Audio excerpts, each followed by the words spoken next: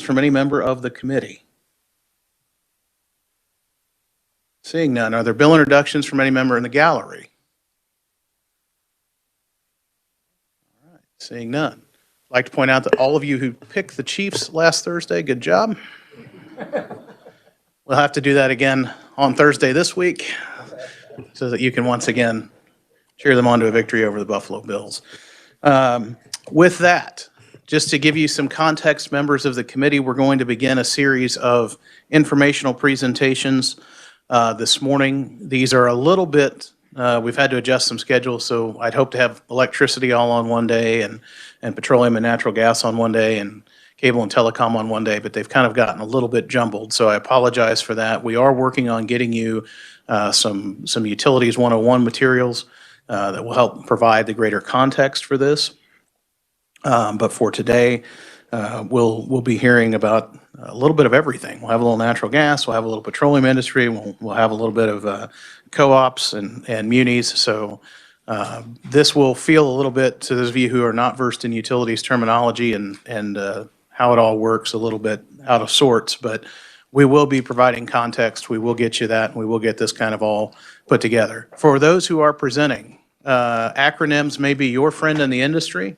I want you to give us whatever acronyms you're using. The first time you use them, give us all of the words so our members know exactly what they are. You take it for granted that everyone knows ERCOT and SPP and all of those things, but make sure that we all have the terminology that you're using as you go through your presentations.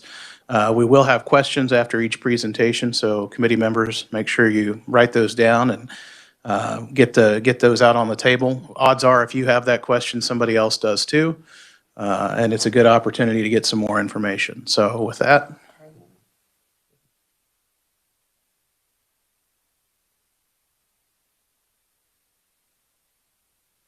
So for our presenters, we do have 4 of you today. We have an hour and a half. Be mindful. If you see me give you the tapping of my wrist, you'll know that your time is nigh. And it's time to start wrapping up so we can keep moving. So with that, I'm not shy about cutting off the mics either. So with that, I'd like to welcome to the committee Ed Cross, President and Chief Operating Officer of the Kansas Independent Oil and Gas Association, to give us the state of the petroleum industry in Kansas. Ed, welcome to the committee. There's, I got that on now. Okay. Appreciate the opportunity to be here. As I said, I am Ed Cross. I'm president of the Kansas Independent Oil and Gas Association, and I appreciate the opportunity to be here today to share some of my thoughts on the oil and gas industry. You'll have in your packets, you'll have a packet of information that looks like this. It's got lots of reports and everything, and so there's lots of details in those reports over what I'm going to talk about today. Also, many of you may know Tom Pallas. He represents the Eastern Kansas Oil and Gas Association. I don't know if Tom's in here. Oh, there's Tom. And also Kent Eccles represents American Petroleum Institute. I know Kent is right over here too. Cayuga, as we call it, the Kansas Independent Oil and Gas Association, or Cayuga, we have nearly 3,000 members across the entire state, and we're the lead state and national advocate for the Kansas oil and gas industry. When you look at, we say we're independent oil and gas folks, and what that means is simply we produce and drill and produce the oil and gas. We don't market the end products or make those. And we raise our capital through the wellhead, as we say. We don't really tap equity markets. We depend on the cash flow from those wells.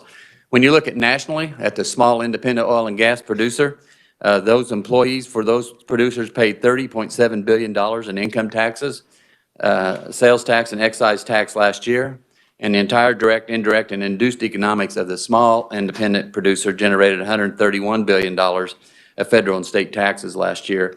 That's expected to increase to $189 billion this year. One of our studies shows that every $1 million of CapEx that the independents, capital expenditures, CapEx, that result in $1.1 million of total taxes generated, along with the creation of 39 jobs. Also, every $1 million of CapEx for independents results in $2.4 million of direct and $5.1 million of overall contribution to gross domestic product. In Kansas, oil and gas fields are found in 89 of the 105 counties, so it is a statewide industry, and we are a statewide association.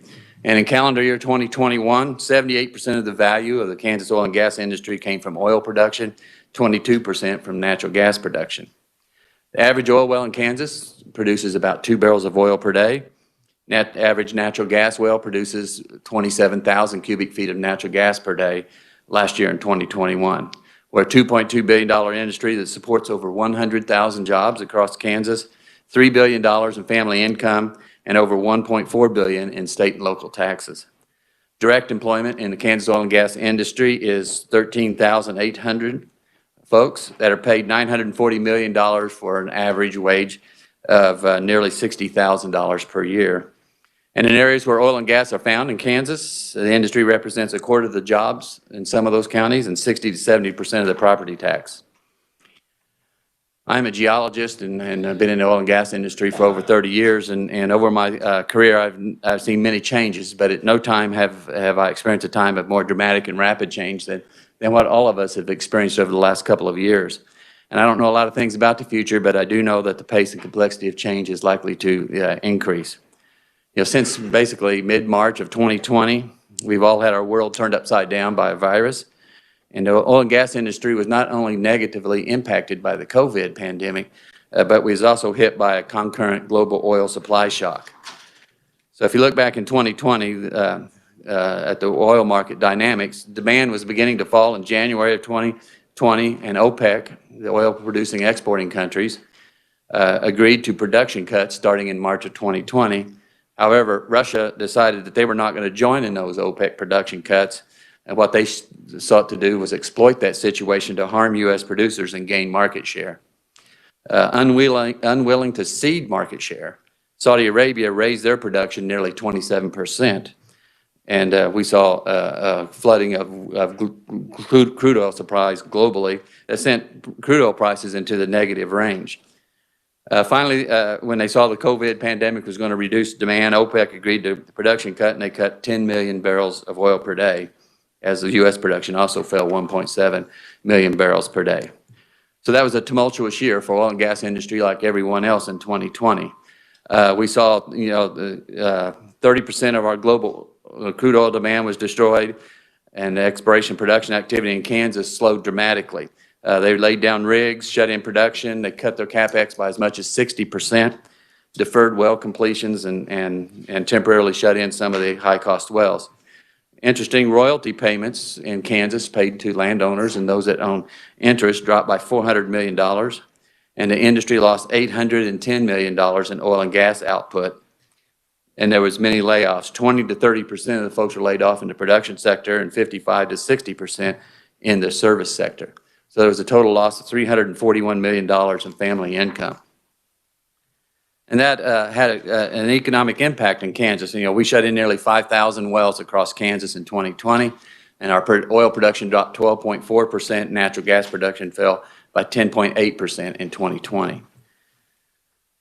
So if we look at 2021 and now in 2022 going forward, we see that OPEC productions, they had 10 million barrels a day of production they would cut. They reduced that to a 5.8 million barrel per day cut in the first half of 2021.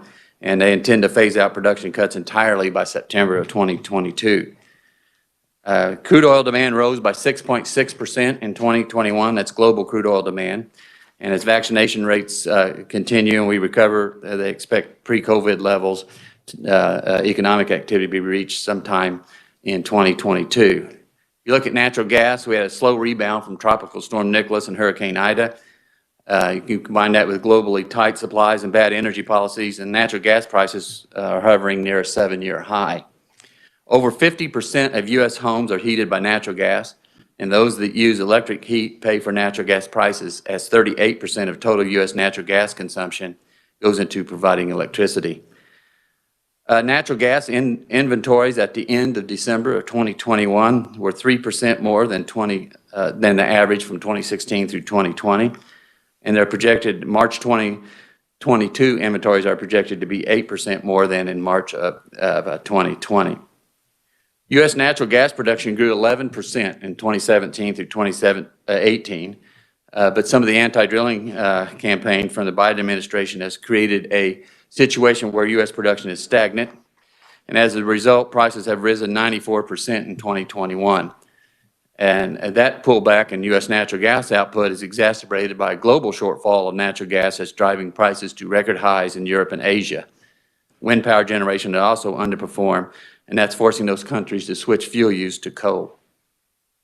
Economic recovery from the contraction, sudden and severe contraction of our economy in 2020 started in 2021 and will continue in 2022.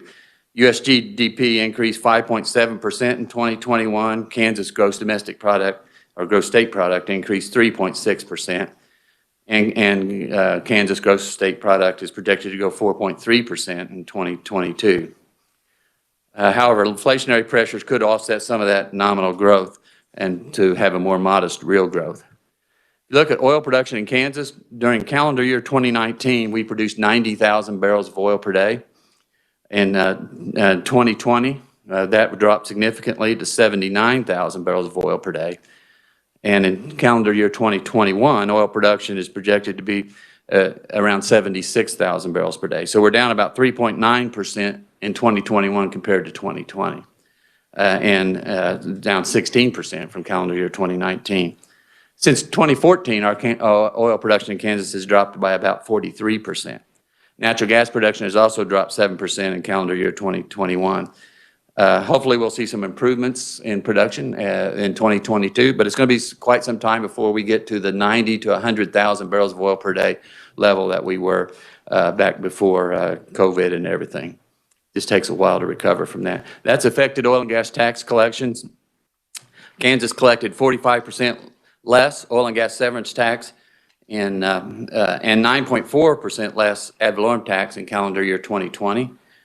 And improved market conditions in 2021, we'll see Kansas collecting about $20 million more in severance tax and $10 million more in ad valorem tax in 2021 compared to 2020.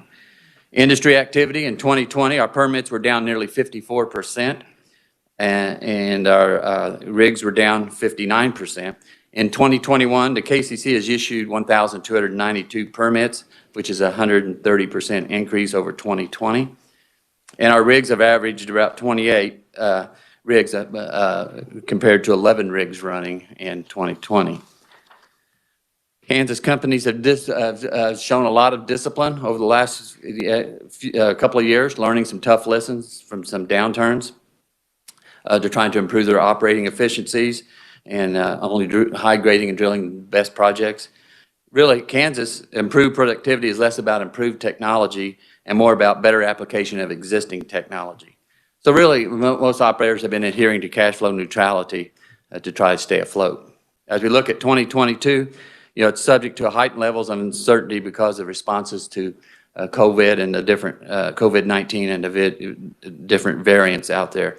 But we'll see a continued response to that. Kansas crude oil prices, they topped $53 a barrel in January of 2020 before dipping below $1 a barrel in April of 2020. Some places went negative, and ours went to 25 cents a barrel in that month. Prices began to recover thereafter, surpassing $35 by the end of 2020. And in 2021, we've seen a steady increase in oil prices throughout the year as demand started to come back. Kansas crude oil prices in 2021 averaged $58.11 a barrel. And in 2022, the Energy Information Administration, in their latest short-term energy outlook forecast put out January 11th of 2022, has expressed supply uncertainty about OPEC production as well as U.S. production, but they currently project Kansas crude oil prices to be $61, average $61 in 2022 and always caution with that because it was just 2 or 3 weeks ago they were projecting Kansas prices to be $52 a barrel for this year. So today's price and crude oil, well, at least the last I checked, I didn't check this morning, was $74. So we're above that average right now, but that all depends on the demand from the others. Some of the key challenges and opportunities, we need to find solutions to high electric rates. Like everybody in Kansas, oil and gas producers are hurt by high electric rates. The U.S. or Kansas has one of the lowest electric generation prices in the U.S., but by far the highest retail electric rates in the Midwest, and Kansas rates are the highest in the regions. Kansas consumers spent more than $775 million more on electricity than they did just 10 years ago.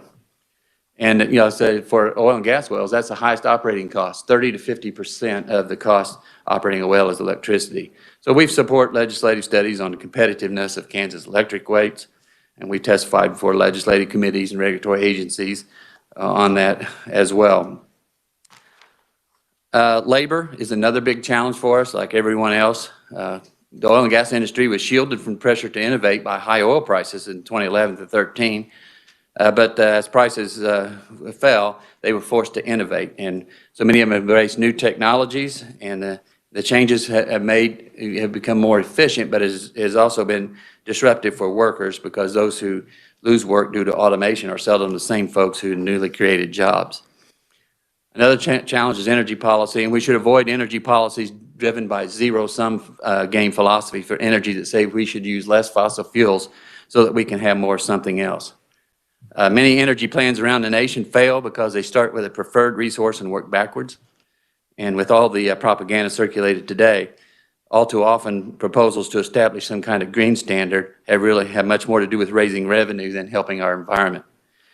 The result is that average households have to pay significantly more for goods and services, and those that spend a bigger portion of their household income on transportation, utilities, and household goods, and particularly low-income families, are hurt, not helped by these schemes. And if the goal is really to reduce emissions, it's worth looking at. We're really doing a good job of that. Emissions relative to oil and gas production were down 70% between 2011 and 2019, and are expected to continue that. Today, greenhouse gas emissions are near 25-year lows, and in the latest report from the Energy Information Administration, U.S. carbon emissions are the lowest they've been in nearly 7 decades. And in the meantime, European and Chinese emissions continue to rise. If you look, even more interesting is the fact that natural gas is responsible for 61% of overall reductions in power sector carbon emissions since 2005, which is 57% more than the reductions attributable to renewable energy sources. Inexpensive energy is necessary for economic advancement of the world's poor and recovery from the COVID-19. And increasing taxes and regulations results in fewer jobs because businesses spend more of their resources on tax burdens and regulatory compliance instead of job creation. So when tax expenditures and regulatory costs increase more than the real economy, the results are destructive to economic growth. So, by focusing on efficient use of energy, it's possible to lower emissions without imposing carbon tax or even more environmental restrictions. Kansas oil and gas operations are most likely going to remain conventional small operations that will be tweaked by technology. And the low-cost producers across the nation are what's going to be the ones that's going to set the fair price for oil, and independent producers will have to look at cost efficiencies to stay in business. Now, at the federal level, I know we've been engaged throughout the year, this last year at the federal level. We've met with key federal policymakers, 19 of them, on 4 different occasions in 2021, including meetings with important, not only our own congressional delegation, but other senators like Senator Manchin and Senator Sinema, as well as the House Democrat Oil and Gas Caucus and the House Energy Action Team. And we explained how the Build Back Better program has enormously damaging policies that would impose crushing new energy costs on Americans who can least afford to pay. We also engaged with methane regulation in the oil and gas industry, which is a very important issue. We're party in an industry litigation coalition working on legal challenges to the proposed new EPA regulations. And the whole idea behind these regulations is to take fossil fuels away from people, but we are nowhere near having a replacement, and sooner or later people will figure this out. We provide technical information to them, and we also join other associations from 8 other states to contract with the Department of Energy, a third-party study of methane emissions from marginal wells, like independent producers, and their facilities. And okay. Let me just say that as far as the Kansas legislative session, We have several things that we support in there. You'll see that in your packet under the legislative agenda. We'll go through all of that. And we provide a lot of webinars and information for our own industry there. And we have, I just want to talk, just in closing, I want to talk about what powers the U.S. today. U.S. energy consumption by source from the Energy Information Administration's 2021 report shows that oil consumption is 35%, natural gas is 34%, coal is 10%, wind and solar is 4%. 79% of U.S. energy consumption 2021 is from fossil fuels. And when you look into what's in the future, the Energy Information Administration estimates that by 2050, world energy demand will increase by 28%, and 69% of that demand will be supplied by fossil fuels. So 50% of global energy needs in 2050 will be supplied by oil and gas. So while the ambitious pledges from the various international bodies and governments would suggest the energy transition is near, the gap between theory and reality is vast. Fossil fuels supplied 84% of global energy needs in 2020, and it will likely be decades before an energy transition can take place. So the energy transition may have begun, but we're a long way before fossil fuel dominance will be truly challenged. So with that, Mr. Chairman, I will close and stand for questions. Thank you, Mr. Cross. Are there questions? Representative Schreiber. Thank you, Mr. Chairman, and thank you, Ed. On your graphs, there was a sharp drop between 2014 and 2015 in property tax collections and severance tax collections, and then also a rig count drop too. What caused that decline? That's a good point. What caused that decline is it's market driven, and when prices drop, we had a huge drop in oil prices in 2014 to 2015 as well. We'll see activity go down, and property tax collections are based upon production and the price. So, it's kind of a double whammy. When prices go down, production will drop. And so the counties are ad valorem tax collections and average tax collections will go down. And they've stayed down because of that price, lower price. Yes, and the production keeps going down. So Thank you, Mr. Chairman. Representative Keither. Thank you, Mr. Chairman. Good morning, Mr. Cross. Once again, you're in the room with a mixed audience that aren't just Republicans, and I don't think it's necessary for you to come in here and bash who's ever in the White House, because I've heard you do it several times over the years. You make the same presentation.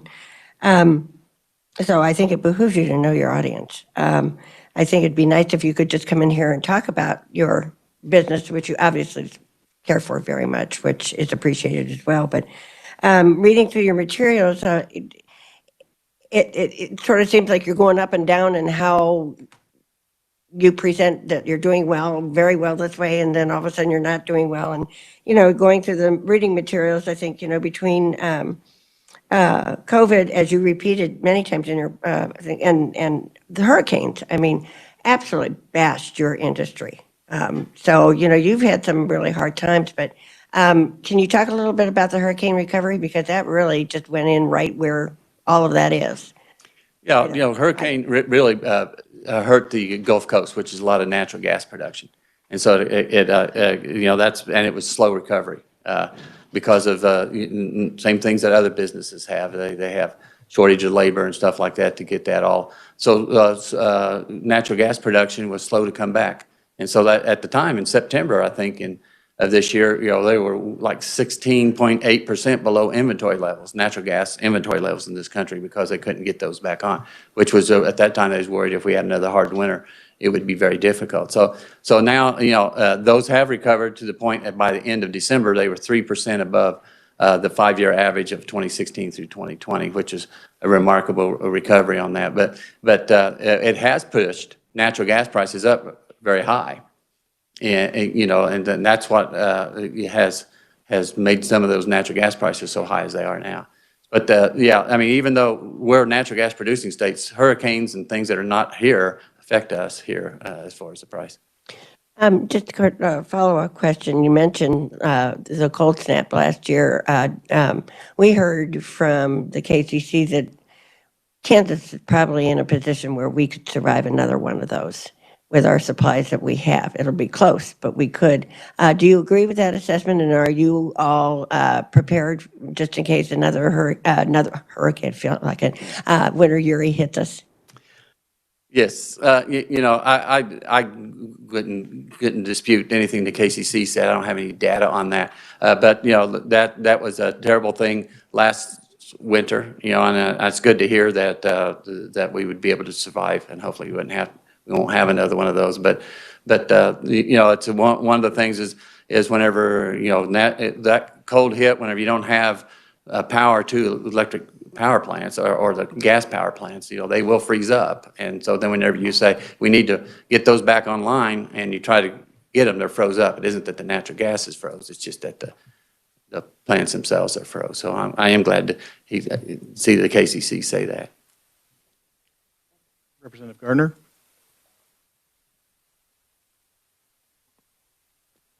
Thank you, Mr. Chairman. Thanks, Ed, for the presentation. I'm going to ask you a question, but to start off with, just remind the committee that you had mentioned the electric rates studies that I think you testified maybe on behalf of those or in conjunction with the readout of those studies. But, we spent hundreds of thousands of dollars for those studies and to look at electric rates here in Kansas. I believe it was 2 years ago that we had a lot of time. We spent a lot of time in this committee going through those. So my question to you in a second will be that in that study, one of their top recommendations is a state needs a state energy plan. So my question for you and the rest of the conferees when they come up, I believe I asked this question last year, but I'm going to ask it again. And that question is, number one, do you support, either yes or no, supportive or non-supportive of having a long-range state energy plan? And whatever your response is, yes or no, why would you be supportive or not supportive? Okay, good question. No, we would not be supportive of a long-range energy plan simply because we think that it should be market-driven and not, we believe that it should be the free market that decides those kinds of things instead of a central planning committee deciding what our energy mix should be. I think that's, the short answer for that. But there's information in your packet, by the way, on that very subject. Representative Delperdang, and then we're going to move on. Thank you, Mr. Chair. I'm going to give a little story and background for those that weren't here when it happened, but I just like your thoughts and insights on this, but I'm going to refer to it as the Cunningham event. And I don't know if you remember that, but it was a couple years ago we had a independent gas driller who was drilling out around Cunningham, Kansas, inadvertently drilled into the northern natural gas storage facility. So he's getting lots of gas and stuff out of there, but it hit the courts. Yeah, it hit the courts, ended up bankrupting the person who did the drilling. I'm not going to mention names, but as a result, he essentially shut down, walked away, did not properly cap any of the gas wells. Next spring, we had a local co-op doing out spraying in the fields, inadvertently hit one of those pipes sticking up that was mixing with corn stubble, broke it off, and I want to say 3-4 inch tube with 1,200 PSI of natural gas just going nuts. So you can kind of get the gist of what's going on there.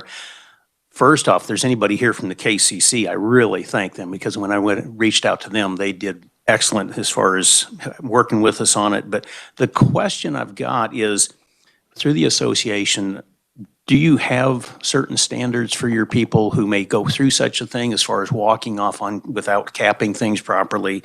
Is there like a association-wide insurance pool? Or are there other resources we could come to you and say, we need help out on this event or that event? Well, thank you for the question. First of all, as an association, we certainly do not support bad operations, if you will, of drilling in places that they're not getting that, or nor do we support, environmentally unsound operations. It is good, we do, when you say, oh, we got an insurance, we do. We pay into a plugging and abandoned well fund at the KCC that is funded by the oil and gas industry. And that's the money they use to plug orphan wells that have no responsible operators, like somebody that walked off and left that. We don't support any of those type of activities. And if somebody called me up today and said, hey, we got this well out here, that's the first thing I would tell them to do, is to call the Kansas Corporation Commission and have them go check that out. Because as an association, we're not here to support those kinds of operations, and we would like to see those taken care of properly. Thank you, Mr. Cross, for your testimony this morning. Next up, we have Leslie Kaufman, Vice President, Government Relations and Legal Counsel for the Kansas Electric Cooperatives. Ms. Kaufman, welcome. Good morning. Thank you, Mr. Chairman, Vice Chair Schreiber, Ranking Member Keither, and members of the committee. We appreciate the opportunity to be here today with you all and appreciate the invitation to talk a little bit about electric cooperatives. The chairman has asked us to hit a few specific topics, but we've also included some other information that we hope will be helpful and informative to you as we visit with you today. KEC was formed in 1941, and so we just celebrated our 80th anniversary. We are headquartered in far west Topeka, and we represent the interests of and provide needed services to the electric cooperatives of Kansas. Our major programming areas center around advocacy, communications, and education. KEC has 2 staffers that are regularly here in the Capitol. Doug Shepard, who is in the audience today, you will see him around the State House and along with me. And then we also contract with Divine, Donley, and Murray, DDM. And then we have 3 members that have a significant presence in the Capitol on a daily basis as well, either through their staff lobbyists or their contract lobbyists. And those are Kansas Electric Power Cooperatives, and you all had the opportunity to meet Phil Wages during the introductions last week. Sunflower Electric Corporation, Claire Guston and James Brungart, and they contract with Cap Strategies, and they are in the audience as well today. And then Mike Morley with Midwest Energy, and Midwest also contracts with DDM. So there are a lot of co-op faces out there that can help you on a daily basis, and we're certainly glad to be there for you when needed. KEC's membership includes 26 electric distribution cooperatives and 3 generation and transmission cooperatives. In addition to serving the electric needs of Kansas cooperatives, I noted in your written testimony that we have 3 co-ops that have also gone into other ventures, being supplying natural gas, broadband, or serving as a water utility. I did forget to put in your written statement, I apologize. We also have at least 1 co-op that also sells propane. So there are a few anomalies out there, but the one common denominator is we are retail electric providers and generation and transmission co-ops. So there are a total of more than 80,000 miles of co-op electric lines in the state, and they deliver electricity to more than 200,000 members and 290,000 meters. Kansas's membership includes 3 Oklahoma-based co-ops, 2 distribution co-ops that serve down along the southern border, and a transmission co-op with a line cutting across the southeast corner of the state. And then we also have 1 electric co-op that owns a regulated not-for-profit electric utility. They're the sole owner. So that's another one of the anomalies there. But when you take all of those members and interests together, including the co-op owned not-for-profit, we employ in the co-op system more than 1,300 talented individuals whose sole mission is to keep the lights on in rural Kansas. When you look at the cooperative structure, a good place to start is really to review, what is a cooperative and what makes it different from other types of electric providers. And electric cooperatives are member-owned, member-controlled, not-for-profit corporations that are engaged in providing electric service to Kansans. There are no shareholders in a cooperative, and so there is no inherent profit motive in the cooperative business model.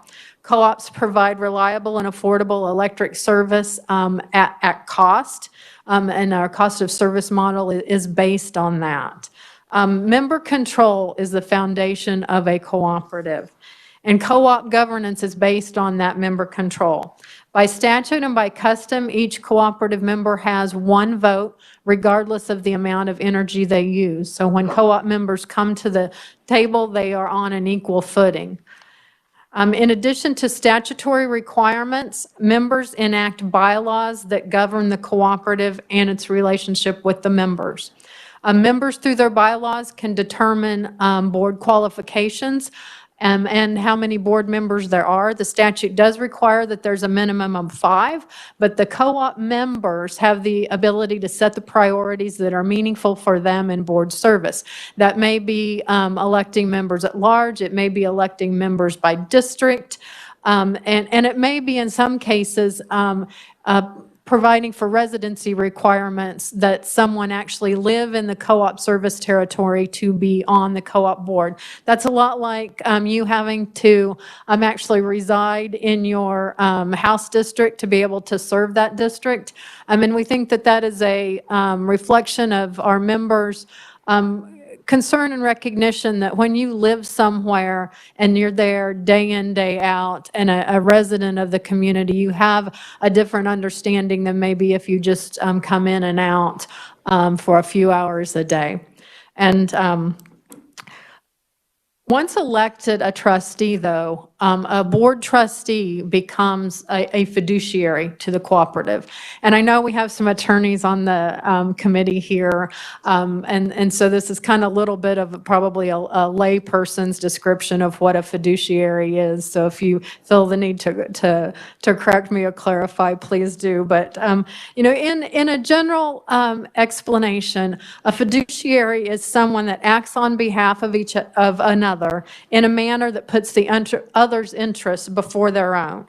So as a leader of a cooperative, that other interest that trustees are putting before their own personal interest is the interest of the cooperative as a whole. And a lot of times in our cooperative training, we talk about, the various hats you wear. And when you come into the cooperative boardroom, you take off that farmer hat, that teacher hat, that small business owner hat, or whatever, your occupation or personal interest hat might be, and you put on your hat of your co-op trustee, your co-op hat. And so they are there to act in the best interests of the cooperative. Kansas law allows for electric co-ops to, based on a member vote, elect out of KCC rate regulation. We call that self-regulation in the co-op sector. And all of the electric cooperatives in Kansas have elected to do that. And this ability to self-govern is a critical structural element of the cooperative business model. And that lies at the heart of our advocacy efforts too, protecting that ability.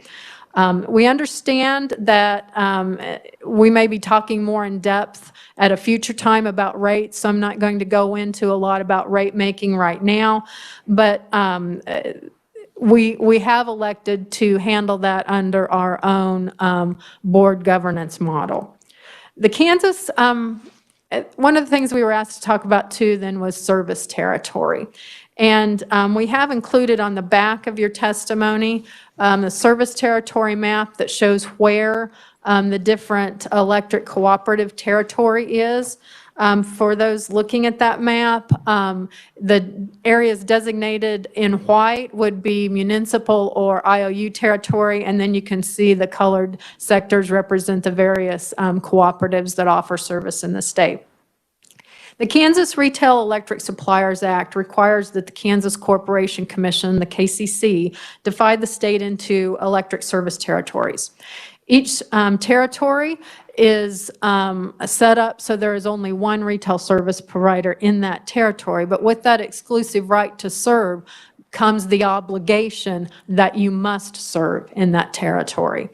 RESA advances sound public policy tenets, and we've listed those in your testimony, but some key ones are to encourage the orderly development of retail electric service, avoid wasteful duplication and unnecessary encumbrances, and all with the goal of diminishing inconvenience and increasing efficiencies to the end consumer.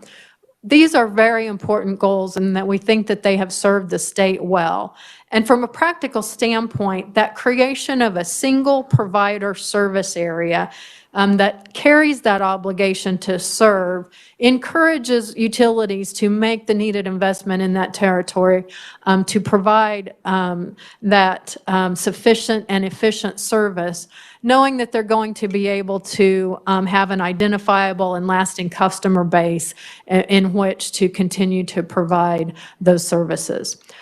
Electric co-ops exist because neighbor and came together with their other neighbors and formed an electric co-op in a place where others did not see the economic viability in serving.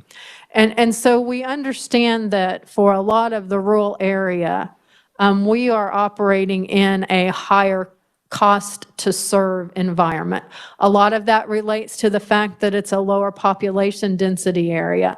And like I said, we'll talk more about rate making, but it's important to know that those fixed costs get spread over the customers in that territory. And so logically, when you have more people in an area to spread those fixed costs over, the fixed cost per unit goes down. And so we continue to serve in some of the most highest cost areas to provide electric service in the state. With that, population loss, decreasing load, the potential that others might come in and cherry pick attractive loads, or the loss of service territory can critically impact electric co-ops, and it can have long-lasting effects on co-ops. And so those are things that our members are very concerned about when we look toward the future and how do we continue to provide reliable service at an affordable price. Much of the Kansas landmass, over 80%, falls under co-op service territory, and population dispersal, as I said, has a real impact on our overall cost of service. To think about that in some numbers, cooperatives, our members,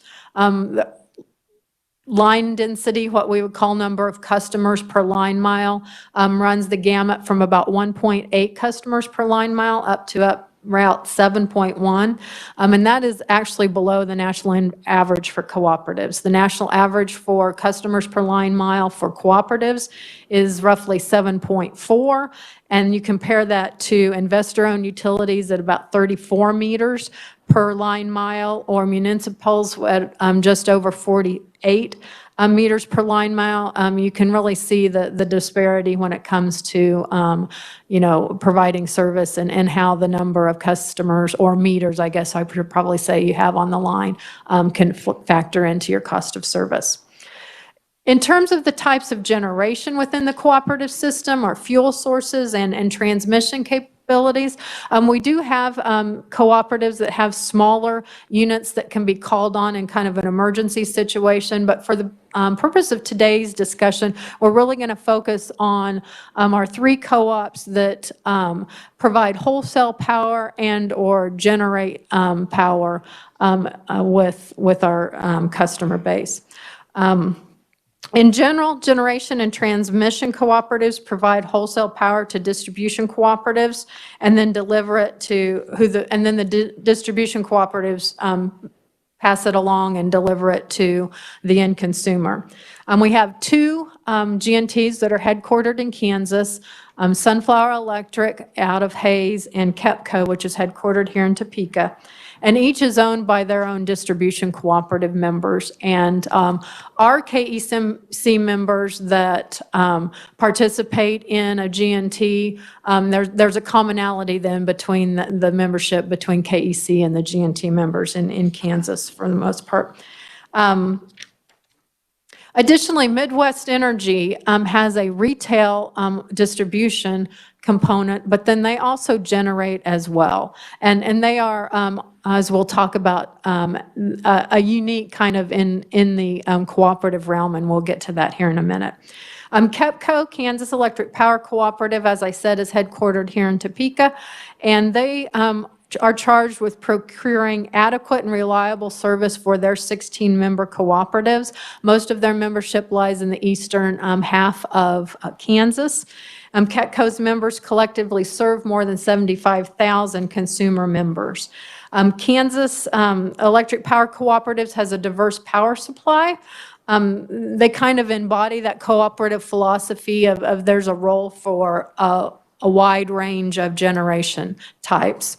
And we've listed all of those for you as we go through that.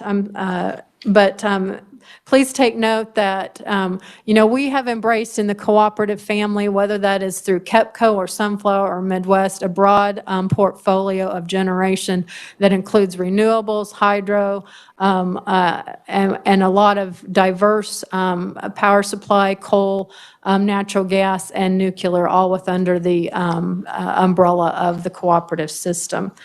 We certainly look forward to working with you during this time. Please, we didn't get through all of the various bullet points for the generation cooperatives there, so we commend the reading to you. But certainly I'm available for questions at the appropriate time or any time you need. So. Thank you very much, Leslie. Questions for Ms. Kaufman about electric co-ops in Kansas? Representative Keither. Thank you, Mr. Chairman. I'm not going to take the committee's time, but if you could get to me the information about what the broadband service, who's doing it, and how many people are getting the service, and I just like a little update on how that's who's doing that and what the results are. Sure, we will Thank do you. that. So. Representative Schreiber. Thank you, Mr. Chairman, and thank you, Leslie. I know the larger utilities probably have more resources to deal with cybersecurity, but I was wondering how co-ops do provide that service. Is it through like an association like KEC, or is it somewhere else? Thank you. Yes, and we have a committee that is working on the cybersecurity issue and our national association. I believe all of our members are also members of National Rural Electric Cooperative Association, NRECA, and that is a real focus of NRECA's work right now is advancing programs that will help cooperatives assess cybersecurity needs and then providing cybersecurity solutions for them. So a very timely and key topic within the cooperative family. And so KEC has a committee or task force that is looking at that, and we have an annual meeting Monday, and that's one of the key topics for our meeting too, is cybersecurity. Representative Gardner. Thank you, Mr. Chairman. Morning, Leslie. That question I asked the first conferee on the state energy plan, do you want me to restate it, or do you remember? I think I remember, but if you'd like to restate, it might be helpful. Please. Well, Thank you. Would you be supportive of, yes or no, of the state energy plan, and why with your response, yes or no?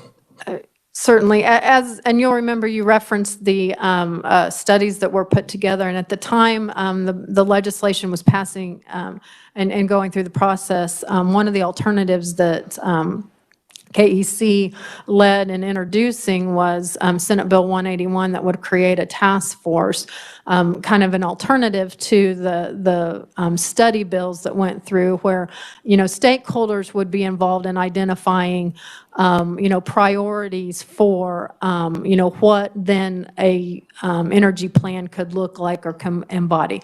We do see an advantage to having some goals, energy planning goals. Obviously, we're not an organization that generally wants real prescriptive requirements and regulation, but we have been an advocate for some overall goals for the state to work toward. Leslie, I'm going to use my chairman's privilege here, a couple of wrap-up questions just to provide context. If we've looked at every customer in the state, how much of that pie is served by electric co-ops roughly, by percentage? Any idea? Well, in terms of land mass, it's 80%. I would have to go do the math. We have about 200,000 members collectively. It's about just under 300,000 meters. I would have to go do the math unless, if I could look here behind me and see if my 8 to 10 it would be our estimate. Thank you. Thank you, Doug. So you serve some of the most sparsely populated regions of the state Yes. where it may not be economically viable for an investor-owned utility or someone else to come in and say, we're going to put in all the infrastructure to provide service in this area.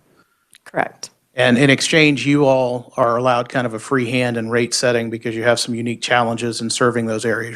Your rates are not set as part of a KCC rate case. They are not. Our members have elected out of that. Rate cases are expensive, so that provides a savings to members. It also allows us to be more flexible and nimble. We don't have the long, drawn-out process. So, if we want to lower rates or change rates in a rate class, we have the ability to react more quickly. But there is always the ability of cooperative members to embark on a petition process following a rate change if they would like to seek KCC review.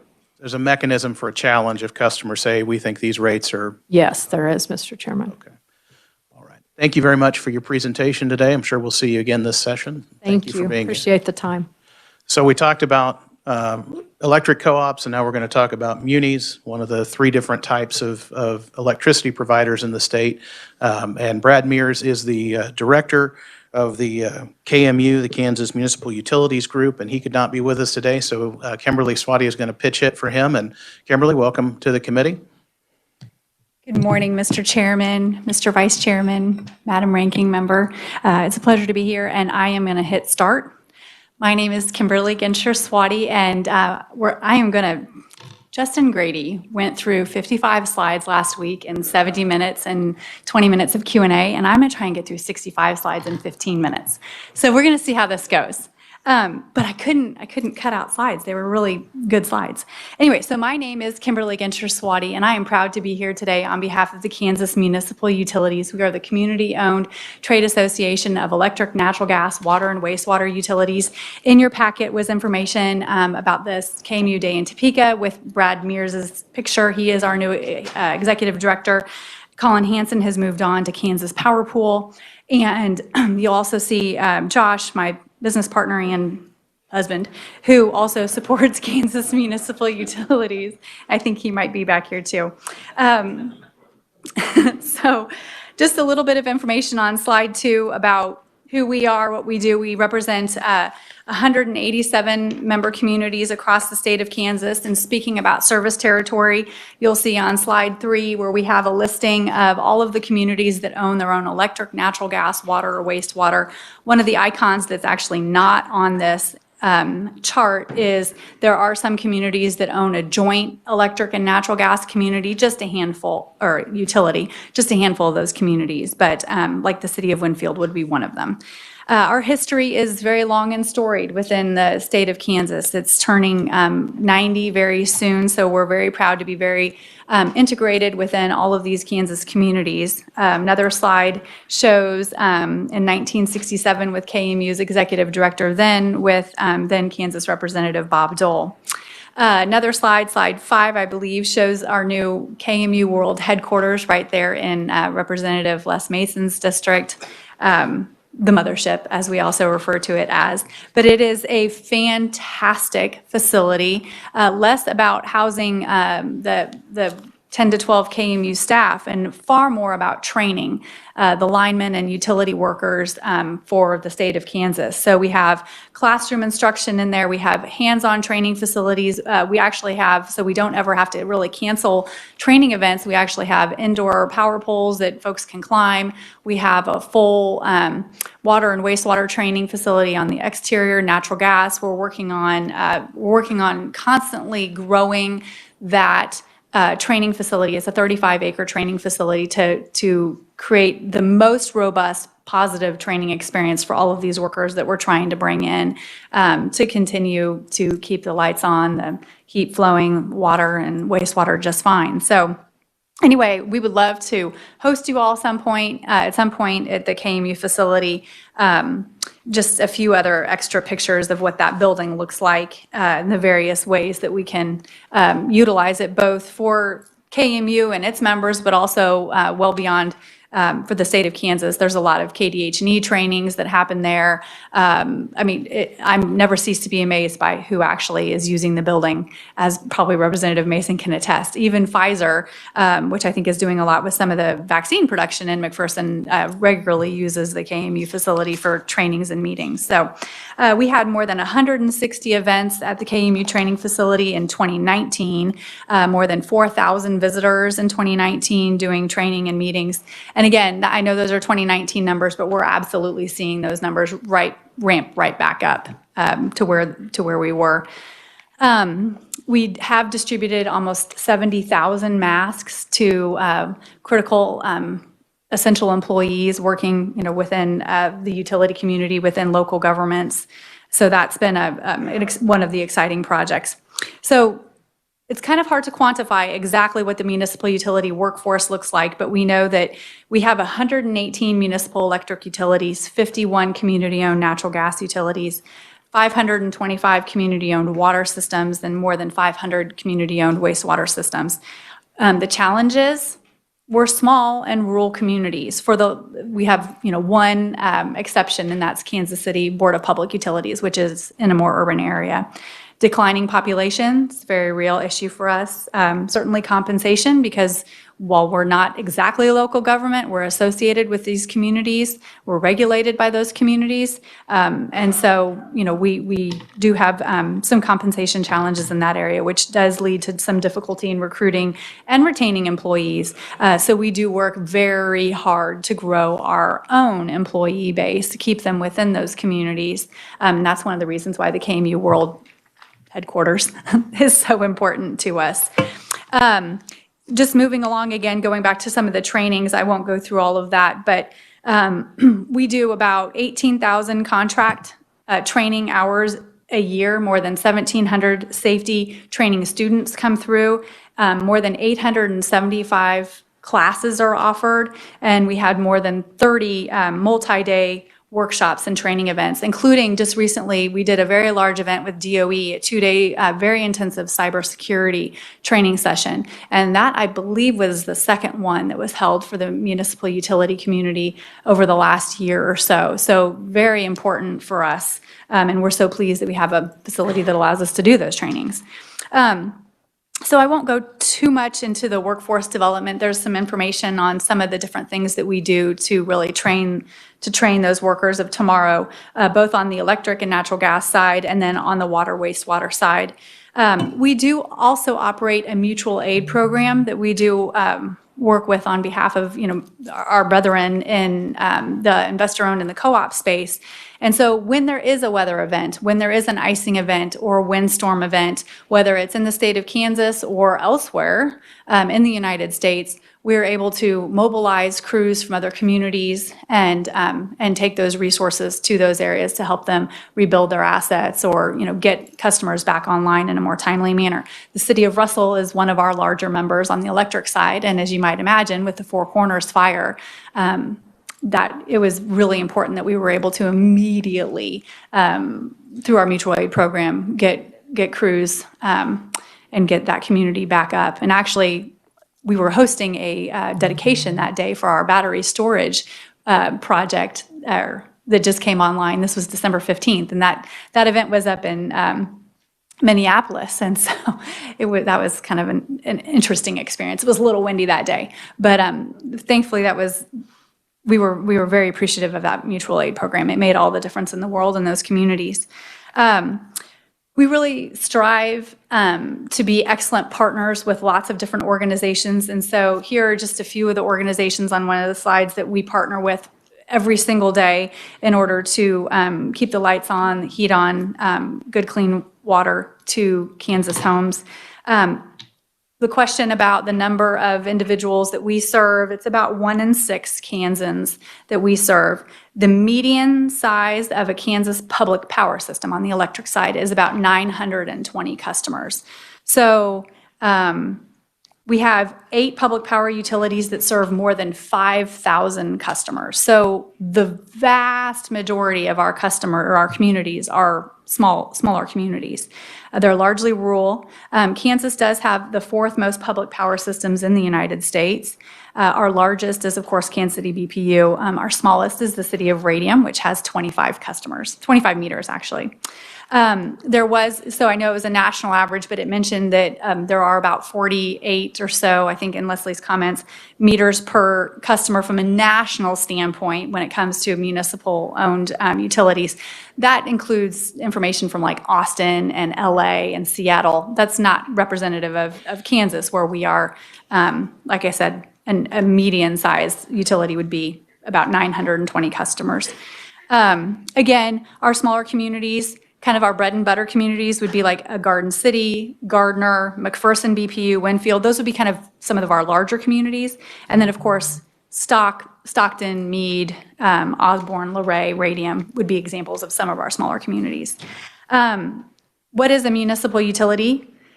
We are community owned, so we are 100% about the 100% about the community. We're governed by locally elected board of directors. Our rates, we are not for profit, so we have no, financial incentive when it comes to, shareholders of things of that sort. So everything is reinvested right back into the community, back into the utility.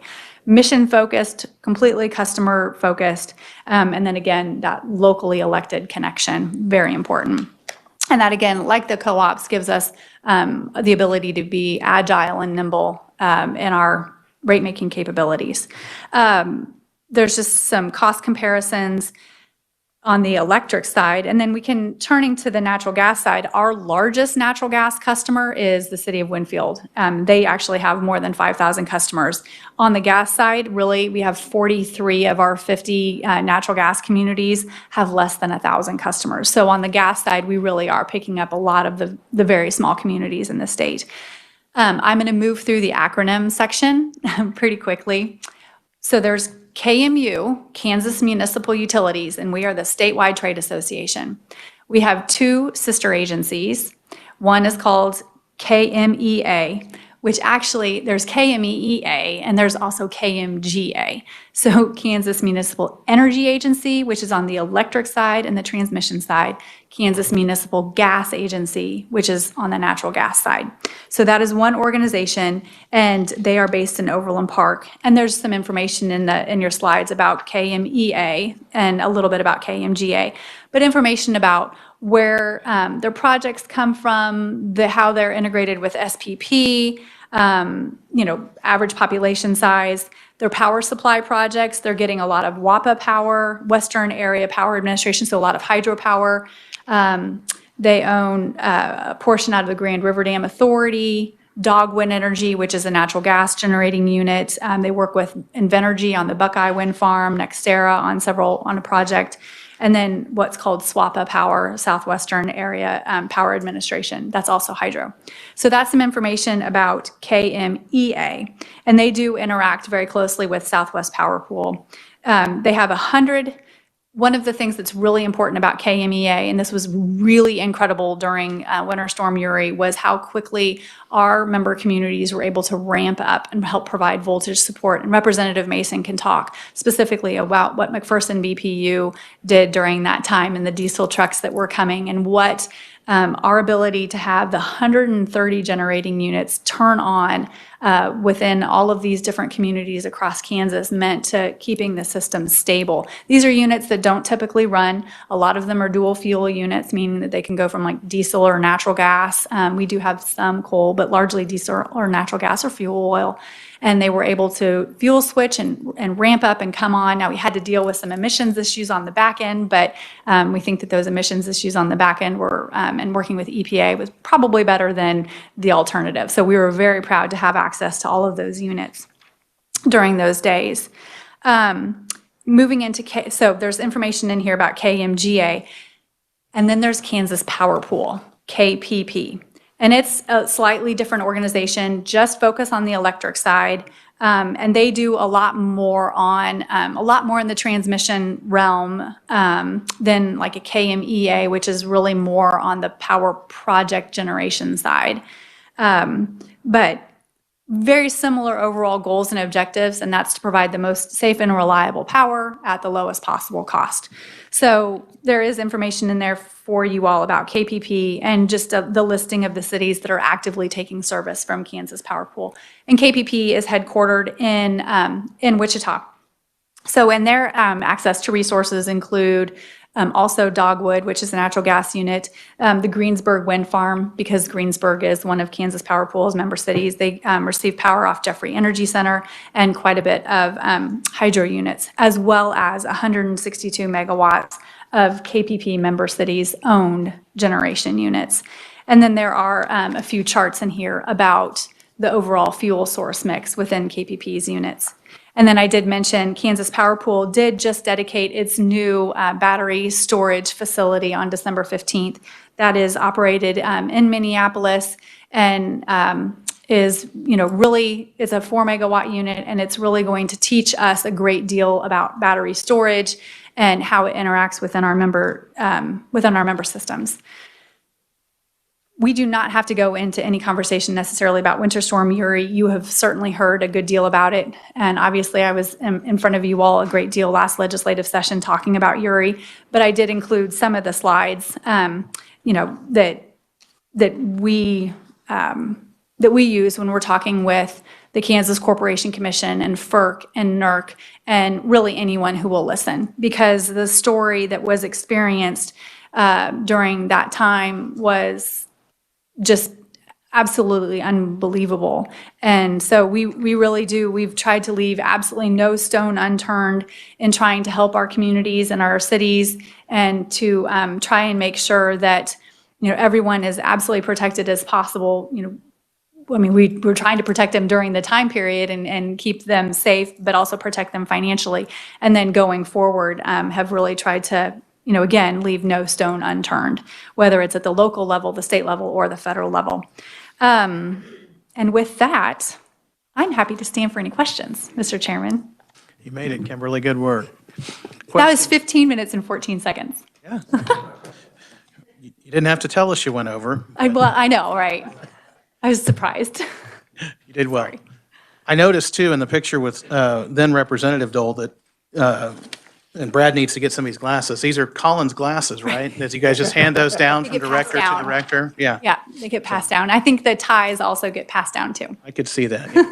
Colin was a fan of the skinny ties. Questions for Kimberly? Representative Turner. Thank you for your presentation, and thank you, Mr. Chairman.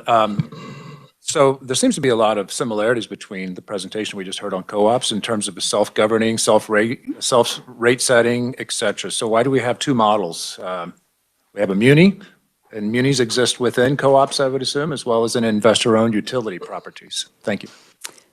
So the case for, I think that the growth of the industry has been such that you had, within cities, a lot of these small communities, these were the original electric utilities. The city of Pratt, Ottawa, Baldwin City, those communities, that was the city of Abilene. That's where the industry really began, was in those communities. And then we had rural electrification, and so then you have the rural co-ops. And so cities can serve, outside, 3 miles outside and nowhere beyond. And Leslie did a really good job of talking about the service territory and reset and making sure that, that is set and regulated by the Kansas Corporation Commission. And I think everyone tries to do, we actually work very hard to make sure we respect that, down to the address. So I think the models, and particularly between the co-ops and municipals, are similar, but, there's a little bit of legacy system in there.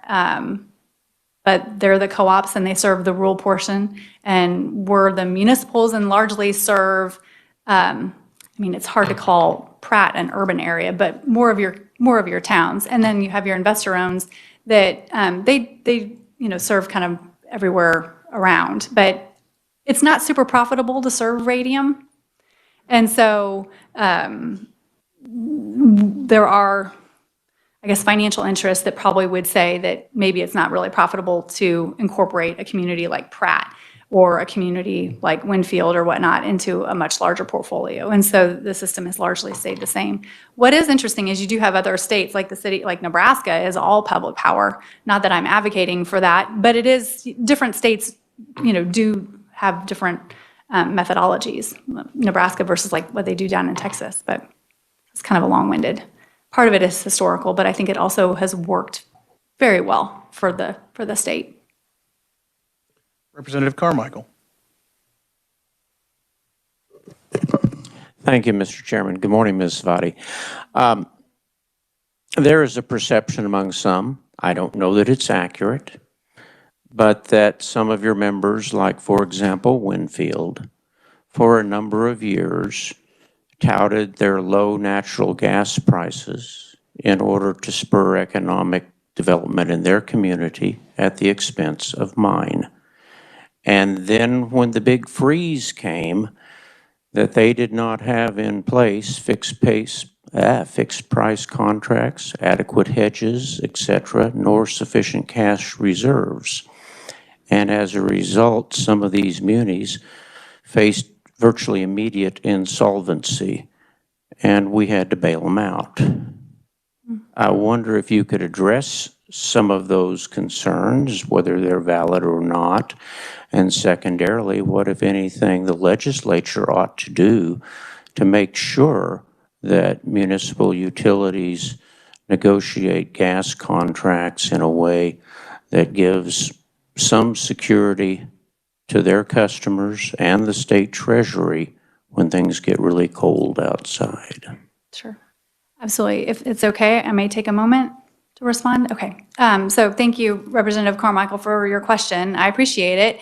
It does give me a chance to talk a little bit about Winter Storm Uri and maybe dispel some of the notions that are out there about what transpired last winter.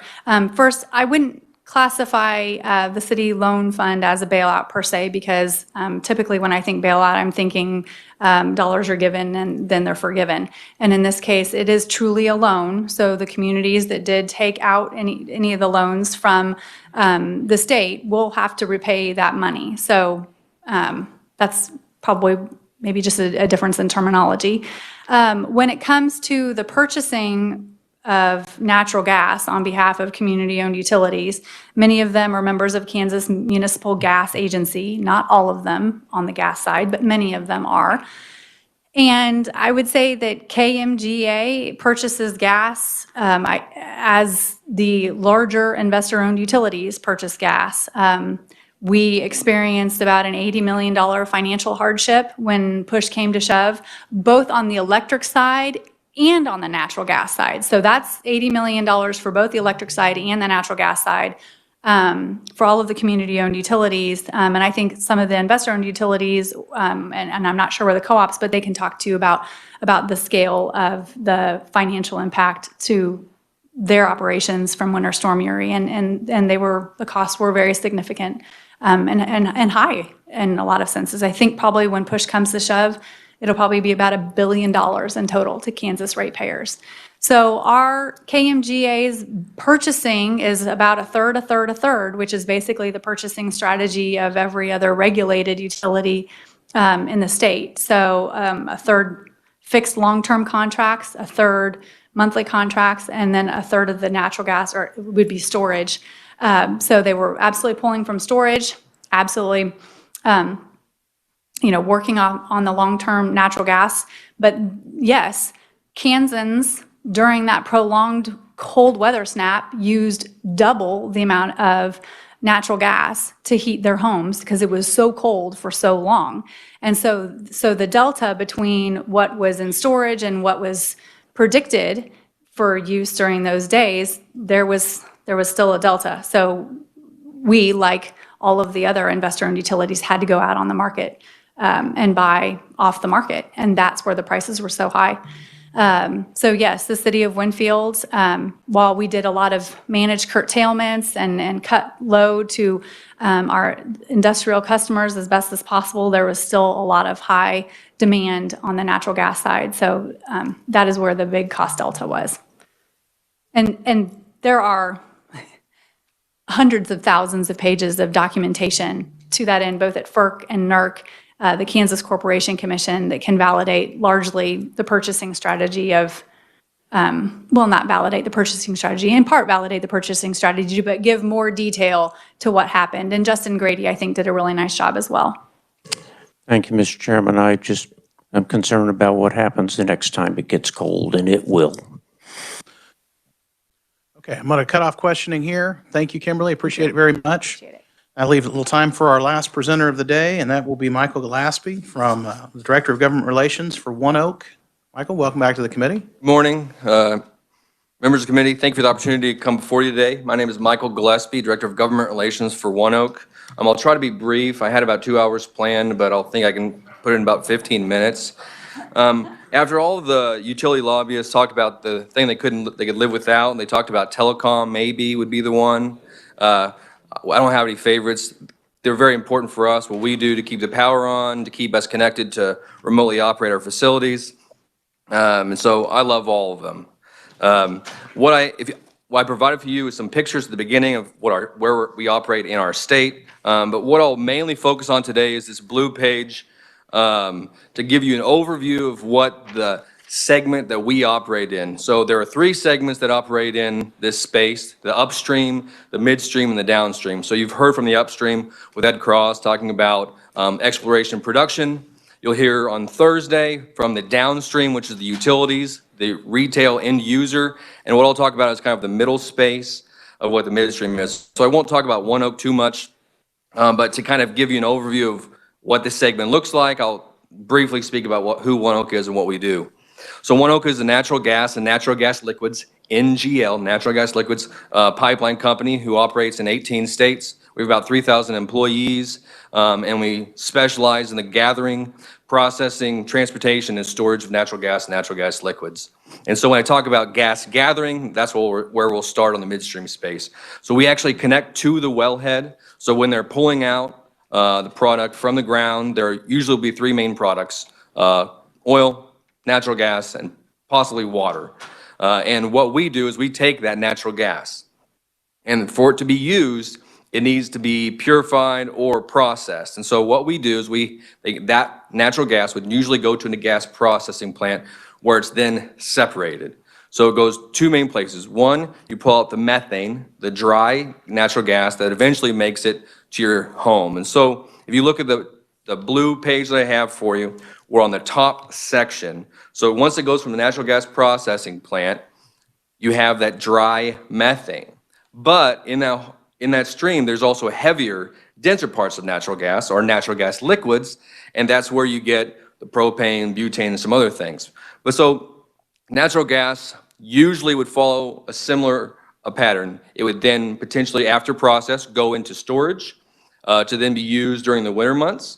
Or if it is being produced right now when it's cold, it very likely passes storage and goes directly to the customer as it's heading towards its need. So it could be used at industrial facilities, it could be used at heating of homes, and then of course for electric generation. So natural gas really is crucial, but you all use it every day, whether you're heating your water heater, frying your egg. We really think it's great, and I'm disappointed I only have 10 minutes left.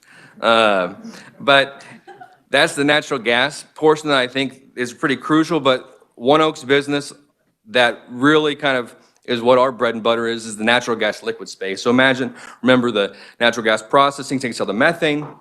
We then take those heavier liquids to our natural gas fractionation facilities. So we're literally fracturing the molecules to make purity products. So purity butane, purity propane, purity ethane, natural gasoline. And so if you had the great fortune, which we'd love to have all of you out to one of our facilities to see how cool this process is, there's big silver towers. It's like a giant chemistry set. And so when you heat it, one of the molecules, one of the products drops out of the bottom, the rest of it go to the top, and then it keeps going. So we're knocking out ethane first, pulling out the purity ethane, then purity propane, purity butane. And can you imagine, I mean, the amount of heat and energy it takes to do that? And so we are a big user of electricity. We are a big user of natural gas and for water for our processing. So if you've ever driven from Great Bend to I-70 through by Ellsworth, on the eastern horizon, you may see some silver towers, especially at night, you can see it lit up. And that is one of our facilities. That's our Bushton fractionation facility, where we make that's where we make purity propane, butane, ethane, natural gasoline. And along with the idea of natural gas being stored, we also store natural gas liquids. And this is a great benefit that we have in Kansas, that we have geology with salt formations. So if you've ever been to the Salt Museum in Hutchinson, down underground, it's a salt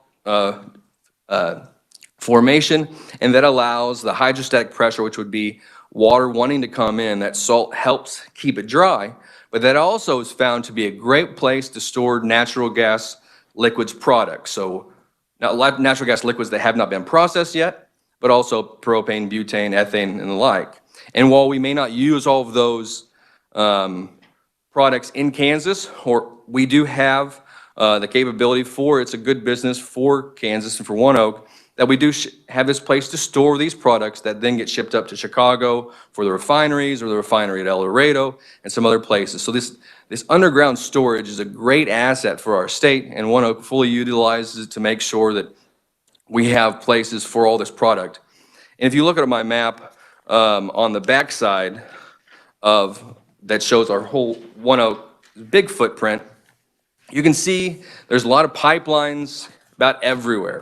And Mr. Chairman, I'd like to make this quickly interactive. Anybody have an idea how many miles of pipelines are in the United States? Anybody? Wild guess. 1,000, 2,000, what? Anybody? Too many. Not enough. Great, about 2.3 million miles of pipelines in the United States. And anybody have a good guess on the miles of pipelines in the in Kansas? A little bit less, 47,000 miles of pipelines in Kansas. ONEOK owns about 5,000 to 6,000 miles of pipe. So for you to get here today, you drove over multiple pipelines. You wouldn't know it, but you'll see on the side of the road pipeline markers, because we must mark where those pipelines are coming from, so they're easily to locate. But I will warn you, as you're heading into spring, if you do plan to do any excavation or digging on your yard for planting, for having some fun, please make sure and call 811 before you dig. Make sure it's safe for all the infrastructure, not just beautiful pipelines, but also telecom and the other things. So Mr. Chairman, I provide a little bit of overview of kind of what the midstream space is. We eventually get to our propane would be an easy product to say we would get close to retail, but we don't quite get there. So if you picked up your propane from Home Depot or a local distributor, they would be the final downstream. ONEOK is strictly the transportation between, and we have a processing suite of different things that we provide. As far as it comes to cost, we are a primarily fee-based company, so imagine you're an interstate highway for products. You're literally however long you're on, but also the cost to build the pipeline, the cost to construct, the cost to operate. That could include electric costs, that could cost natural gas costs for our pumps. And so all of that is factored in to create a tariff or a fee, depending on how we're connected and what part of the business we're in. ONEOK operates natural gas gathering lines, transmission lines, processing for gas, natural gas liquid processing, natural gas liquids and natural gas storage, and then transportation. You can see that we go all the way up to Chicago with some of our natural gas liquids, our propanes and ethanes and butanes that go to some of the refineries and also product terminals up there. We also have natural gas pipelines that go down to Tennessee, up to Green Bay, Wisconsin, and we really have an all-encompassing business. I'd like to leave a couple of minutes for questions, and definitely, I know I kind of rushed through some things, but I appreciate the opportunity to come before you today to present, and we'll be happy to take this offline if anybody has anything else. Bet. Representative Schreiber. Thank you, Mr. Chairman, and thank you, Michael. Last week, we heard from Justin Grady, and he talked about the the possibility that utilities may want to look at LNG storage at their generation plants. Is that something that ONEOK would be interested in, since you do the underground storage, but I didn't know if you do that more specialized LNG? Liquefied natural gas, LNG, definitely, you have to have a customer base for your need. And so that would have to be a business decision from a ONEOK standpoint, but we always love the opportunity to have more natural gas around. I think the idea that if you're going to build a pipeline, the first thing you do is you make sure you have a customer who has a need. You don't just build it and hope. And so that'd be a similar idea. If there was need to have the extra storage for LNG, that'd be a great opportunity. But the extraordinary cost to build some things like that is something that is really taken into consideration. Other questions?